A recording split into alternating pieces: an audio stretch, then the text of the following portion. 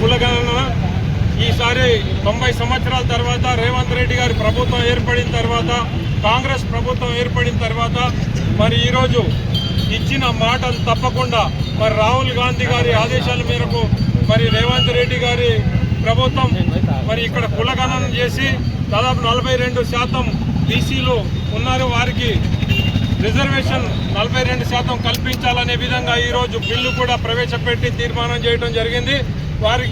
దానికి మేము హర్షం వ్యక్తం చేస్తూ ప్రతి ఒక్కళ్ళు కూడా ఈరోజు సంతోషం వ్యక్తపరుస్తూ మరి ఈరోజు పాలాభిషేకం చేయడం జరిగింది.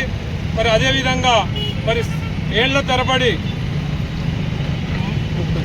30 సంవత్సరాల నుంచి వర్గీకరణ విషయంలో మరి పోరాటం చేయడం జరుగుతుంది. ఎస్సీ వర్గీకరణ విషయంలో మరి దానికి కూడా మరి ఈరోజు తీర్మానం తెలపడం జరిగింది. మరి మాదిగ సోదరులు కూడా చాలా సంతోషంతో ఉన్నారు.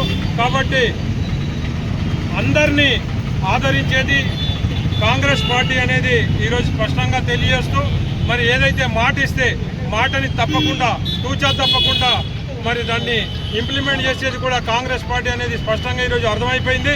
కాబట్టి నాయకులకి, ఎమ్మెల్యేలకి, క్యాబినెట్కి అందరికీ కూడా పేరు పేరున ప్రత్యేకించి బీసీ వర్గాల తరఫున మరి మాదిగ కులస్తుల తరఫున సోదరుల తరఫున నేను అందరికీ కృతజ్ఞతలు తెలియజేసుకుంటూ తీసుకున్నా. జై కాంగ్రెస్. రేవంత్ రెడ్డి గారి నాయకత్వం.